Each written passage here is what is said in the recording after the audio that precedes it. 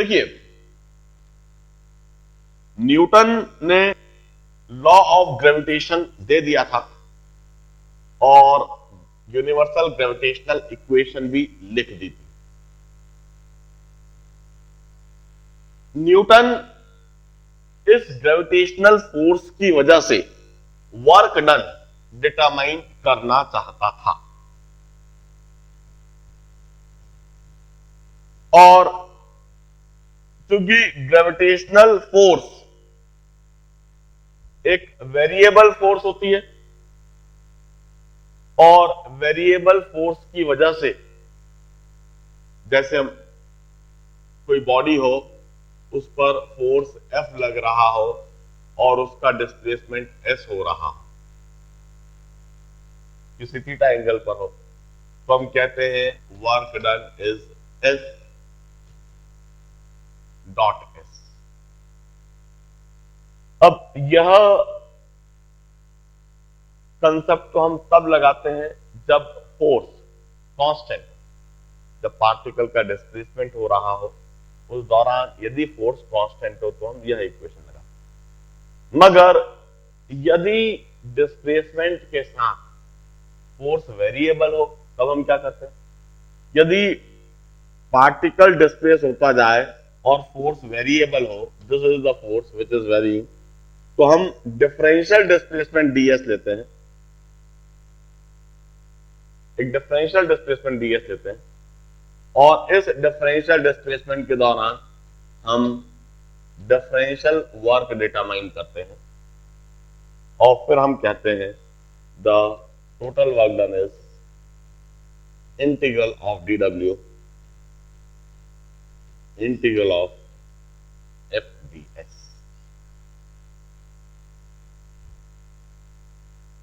कहते हैं न्यूटन ने अपने इस ग्रेविटेशन चैप्टर को एक्सप्लेन करते समय सबसे पहली बार कैलकुलस का इस्तेमाल करा था और कैलकुलस का इस्तेमाल उसने करा था ग्रेविटेशनल फोर्स की वजह से वर्क निकालने के लिए, work done by gravitational force, और ग्रेविटेशनल पोटेंशियल एनर्जी को कंसेप्चुअलाइज करने के लिए न्यूटन ने कैलकुलस का इस्तेमाल करा था। वंस अगेन ऑक्सफोर्ड यूनिवर्सिटी तो क्लेम करती है कि न्यूटन ने ही कैलकुलस की डिस्कवरी करी थी और न्यूटन ने कैलकुलस की डिस्कवरी ग्रेविटेशन चैप्टर को समझाते समय करी। बट यह बात साफ साफ प्रूव हो चुकी है कि न्यूटन ने पर्सनली तो कभी ऐसा दावा नहीं करा था, ऐसा दावा तो बाद में ऑक्सफोर्ड यूनिवर्सिटी करने लगी।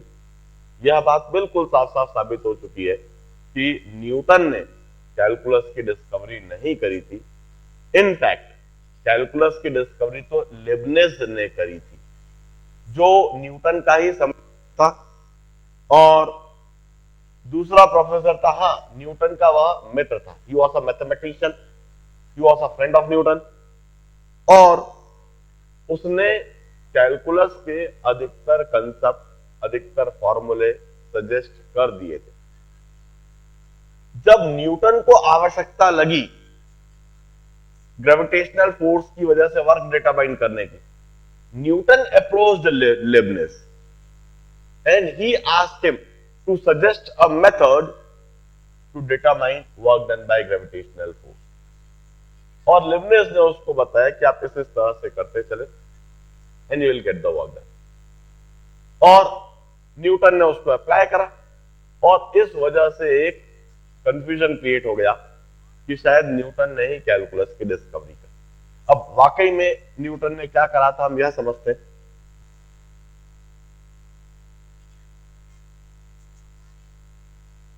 यह एक मास m है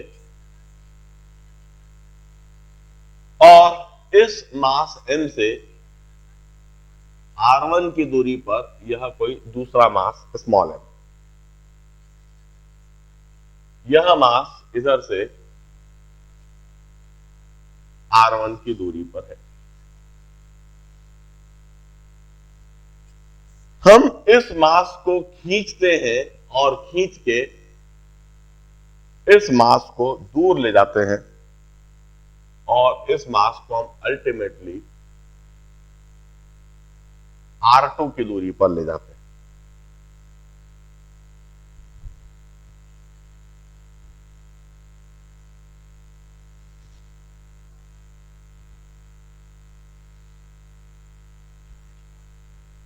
इस तरह से जब हम मास को खींचेंगे तो डेफिनेटली हमें कुछ वर्क करना पड़ेगा और जो भी कुछ हम वर्क करेंगे वह सिस्टम में एनर्जी के रूप में स्टोर होगा। हमें वर्क इसलिए करना पड़ेगा क्योंकि जब यह R1 की दूरी पर था तब इस पर फोर्स F1 लग रहा था and that force F1 is Gmm by R1 और जब यह R2 की दूरी पर जाएगा तब इस पर फोर्स F2 लगने लगेगा and that force F2 is Gmm by R2 square. पहले Gmm by R1 स्क्वायर और अब Gmm by R2 स्क्वायर। इस फोर्स के अगेंस्ट जब हम इस मास को खींचकर दूर ले जाने की कोशिश करेंगे, R1 से R2 की दूरी पर ले जाने की कोशिश करेंगे, तो डेफिनेटली सराउंडिंग को कुछ ना कुछ वर्क करना ही पड़ेगा। बिना वर्क करे ये मास R1 से R2 की दूरी पर नहीं जा सकता। Now work energy theorem says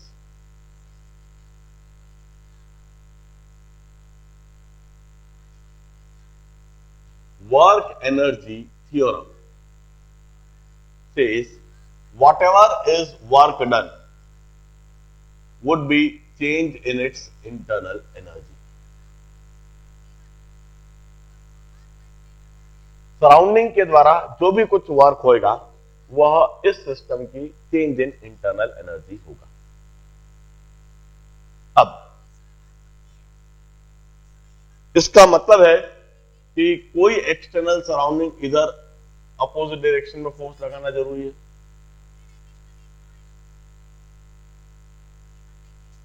तभी यह बॉडी इस तरह से खिंचाएगी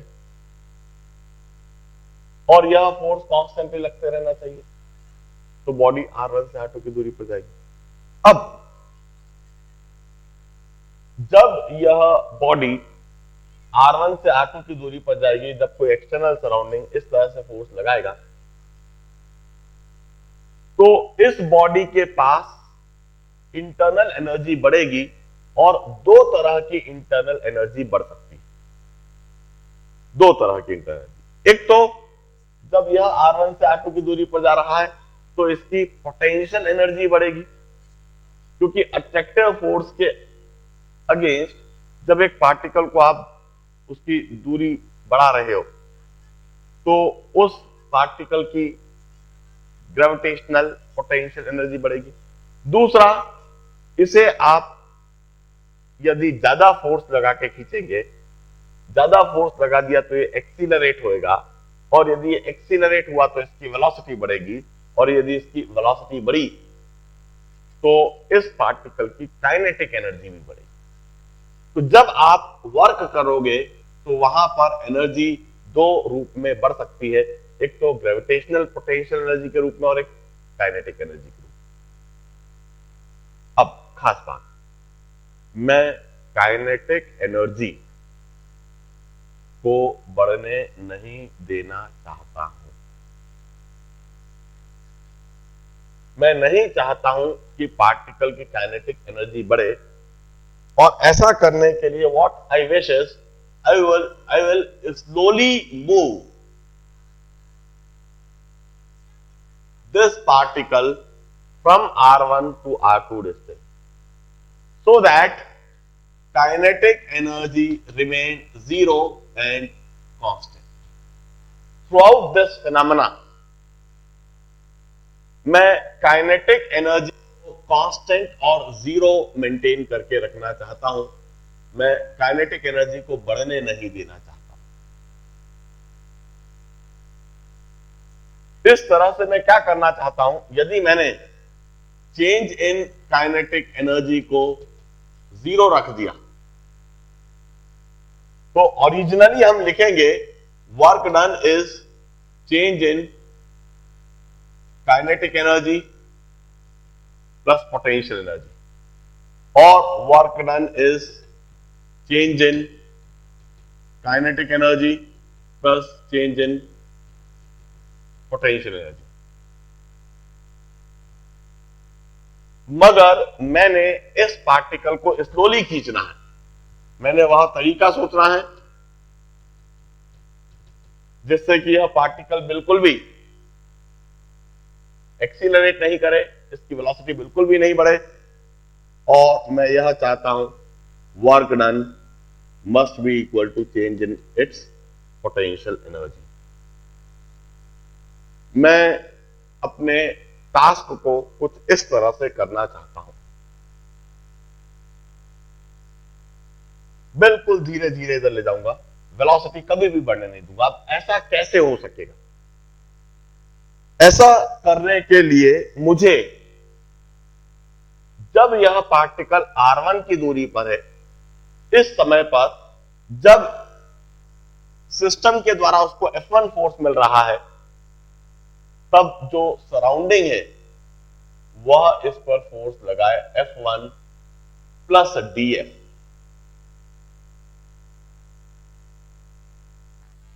यह फोर्स F1 प्लस dF होना चाहिए। dF means a differential amount of force, जिसकी वजह से कोई एक्सीलरेशन नहीं हो, कोई वेलोसिटी में परिवर्तन नहीं हो, और यह पार्टिकल स्लोली इस तरफ बैक हो जाए। और जब यह बॉडी R2 की दूरी पर आई है, इस समय पर इस पर फोर्स लगता हुआ हो F2 प्लस dF। किसी भी इंटरमीडिएट स्टेट की बात करूं, this is the intermediate state. इस इंटरमीडिएट स्टेट पर पार्टिकल की दूरी r है,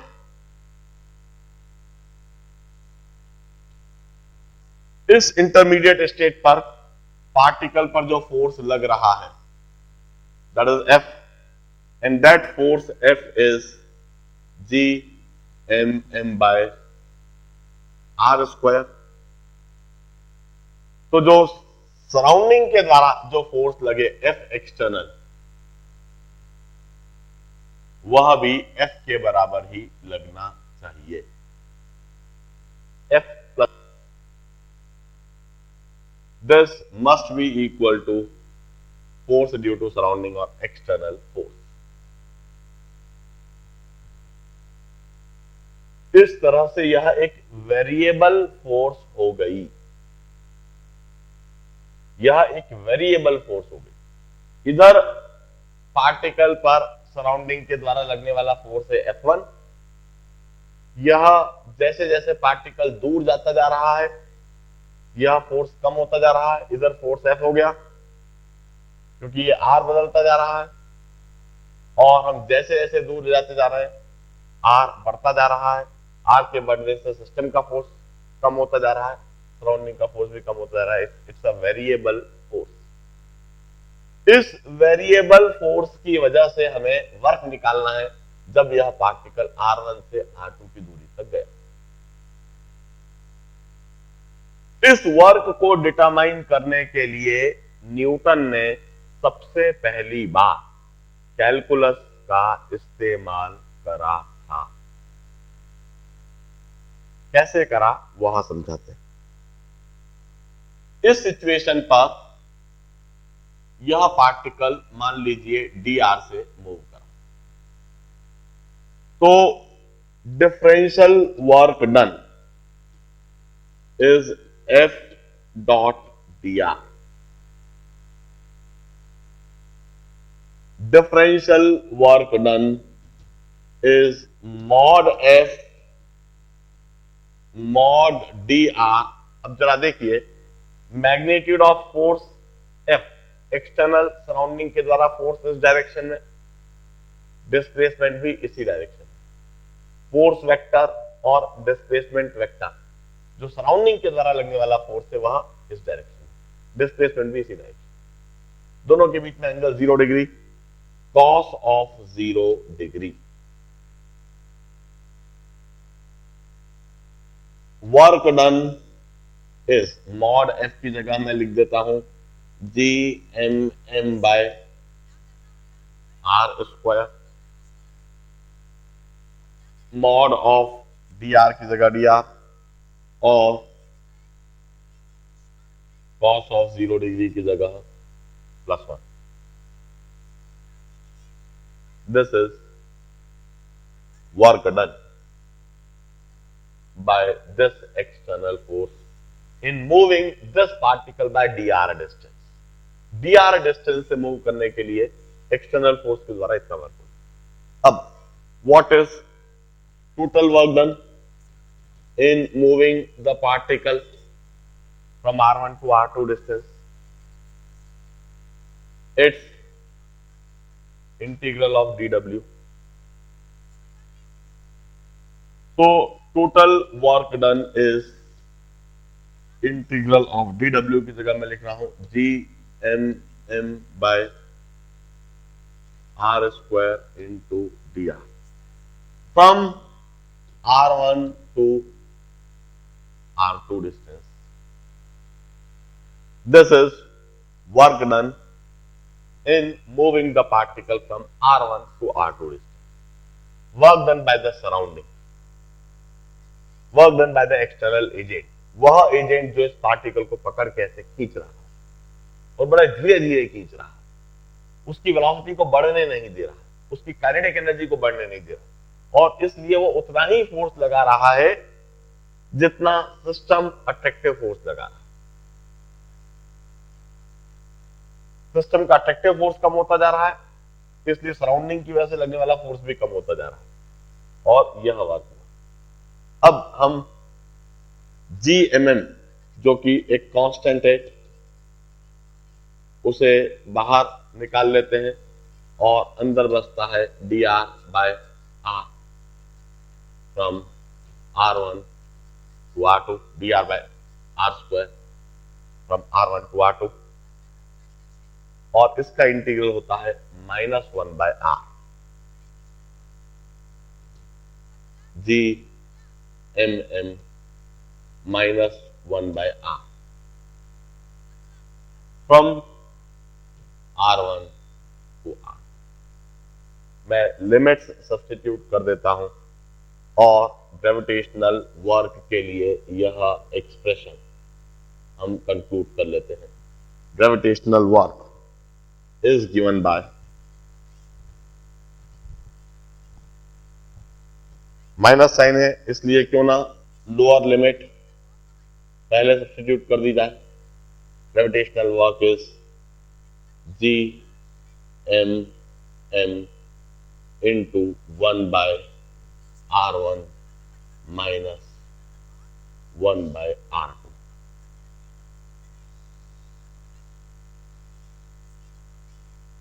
इन this situation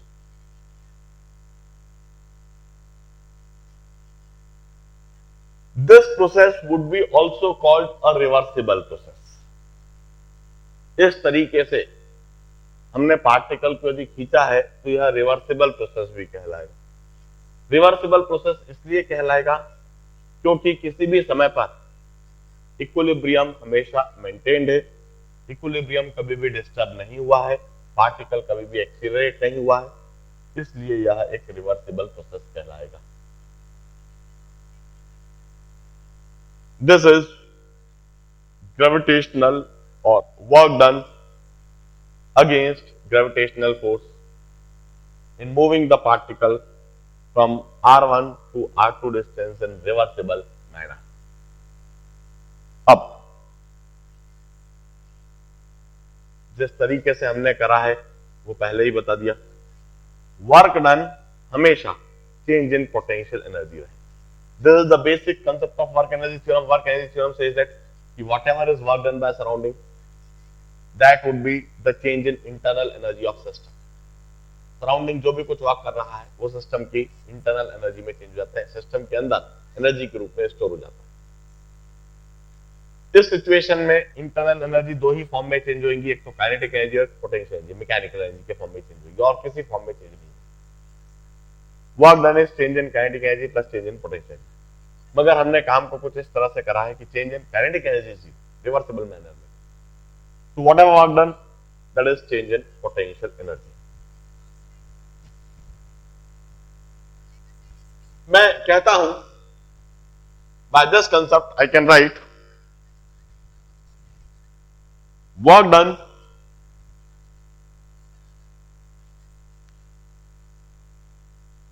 which is G mm into 1 by R1 minus 1 by R2. This must be equal to final potential energy minus initial potential energy. Final potential energy when particles are at R2 distance minus initial potential energy when particles are at R1 distance.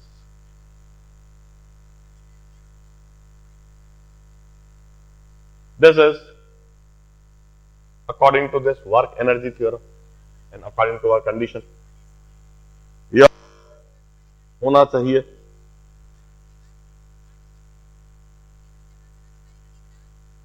अब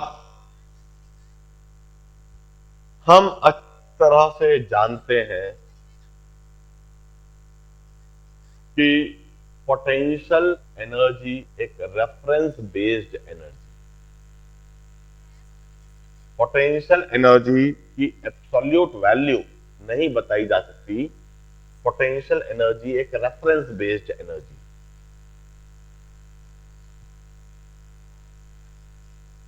और यदि यह एक reference based energy है तो हमें एक reference इधर डिफाइन करना चाहिए। We define the reference as when the two particles are separated by infinity, let's assign the potential energy to be 0. We define the reference for potential energy. हम potential energy के लिए reference define करते हैं। If R2 is infinity, यदि R2 की value infinity हो जाएगी, हम पार्टिकल को इनफाइनाइट डिस्टेंस पर ले जाए, तो potential energy at R2 which is potential energy when particles are separated by infinite distance, let us assign it as 0. This is a assigned value. This is assigned reference frame. ये reference frame हमने assign कर दिया।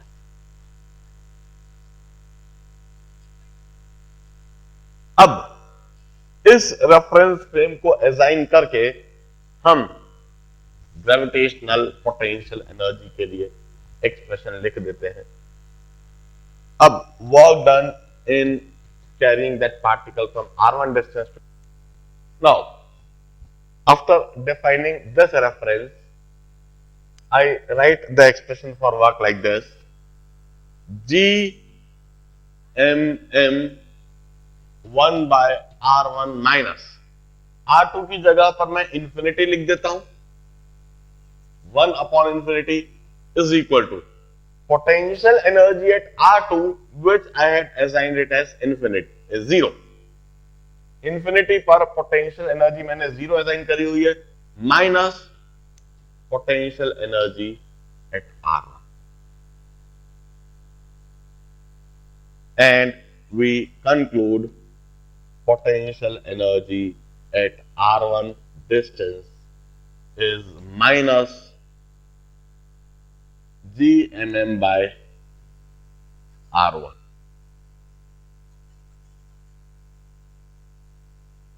जिसे generally UR1 भी लिख देते हैं। Potential energy के लिए एक एक्सप्रेशन है UR1। Now we conclude potential energy at R1 distance between the two bodies, it's a negative. Now what does this mean? क्या एनर्जी कभी नेगेटिव हो सकती है? हाँ, ऑफ कोर्स एनर्जी नेगेटिव हो सकती है, पोटेंशियल एनर्जी के लिए नेगेटिव वैल्यू हो सकती है। जरा सोचिए, यदि हम इस रूम की बात करें, यदि हम इस कमरे की बात करें और इस कमरे में हम ग्रेविटेशनल पोटेंशियल एनर्जी सोचे, और यदि मैं सीलिंग को रेफरेंस असाइन कर दूं, सीलिंग को जीरो पोटेंशियल एनर्जी पर कह दूं, ऐसी स्थिति में इस कमरे के अंदर जो भी कुछ होएगा वह सब कुछ नेगेटिव पोटेंशियल एनर्जी पर होगा, क्योंकि कमरे के अंदर सब कुछ सीलिंग से नीचे। दो मासेस जो एक दूसरे को अट्रैक्ट करते हैं, दो मासेस जो एक दूसरे को अट्रैक्ट करते हैं, इनके बीच में पोटेंशियल एनर्जी मैक्सिमम होगी यदि ये इन्फिनिटी पर होगी, और उस मैक्सिमम पोटेंशियल एनर्जी को ही आपने जीरो असाइन कर दिया। जब मैक्सिमम पोटेंशियल एनर्जी को आपने जीरो असाइन कर दिया है, तो बाकी किसी भी कंडीशन पर पोटेंशियल एनर्जी तो नेगेटिव ही आना है। This is a generalised expression for gravitational potential energy of the two masses separated by distance r. UR is gravitational potential energy. It's minus Gmm by r. When the two masses are separated by r distance, this is gravitational potential energy. This is gravitational potential energy function. While this is expression for gravitational work.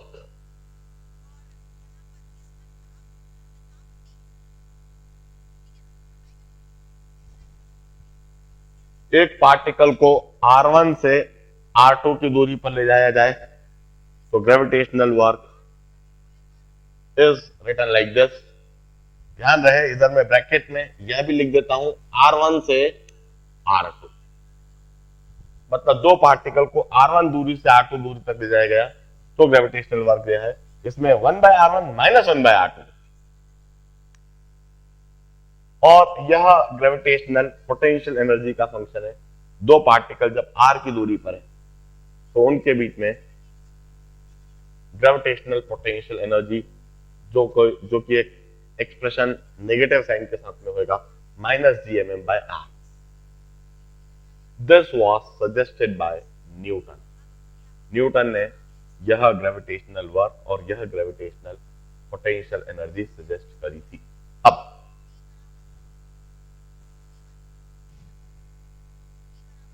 मैं इसे साफ करूंगा।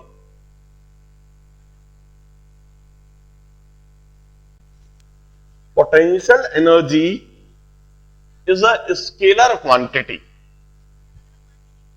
It's scalarly added. Potential energy एक scalar quantity है, इसका scalar addition करा जाता है। मैं for two particle system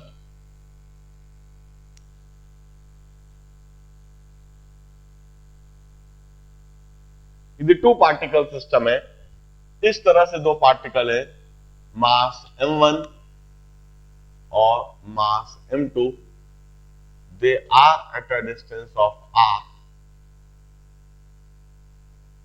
तो पोटेंशियल एनर्जी फंक्शन इस केस में तो लिख ही रखा है। Potential energy in this case would be minus G m1 m2 by r. While if we have three particle system, यदि हमारे पास थ्री पार्टिकल सिस्टम है,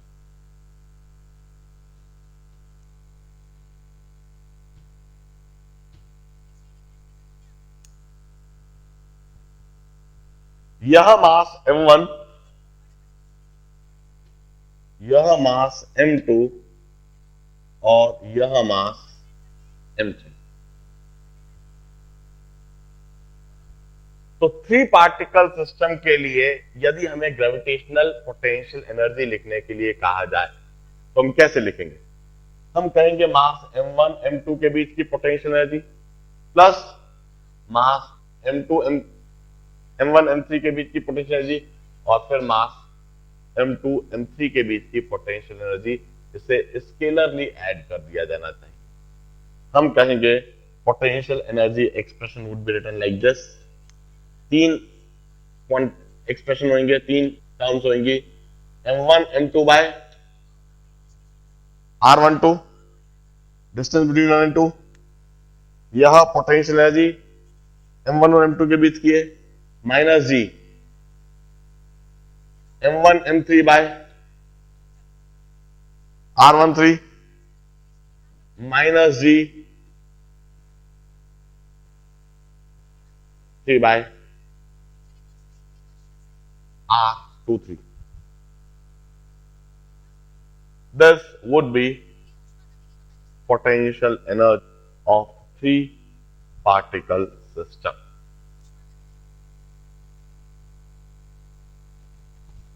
Now, क्या इसी समय आप समेशन साइन का इस्तेमाल करते हुए एक्सप्रेशन लिख सकते हैं? If we have got n particle system, can you write an expression for potential energy using summation sign? Summation sign का इस्तेमाल करते हुए n पार्टिकल सिस्टम की पोटेंशियल एनर्जी के लिए एक्सप्रेशन लिखिए। एक्सप्रेशन लिखते समय एक बात का ध्यान रखना है, there should be minimum calculations, minimum comparisons and minimum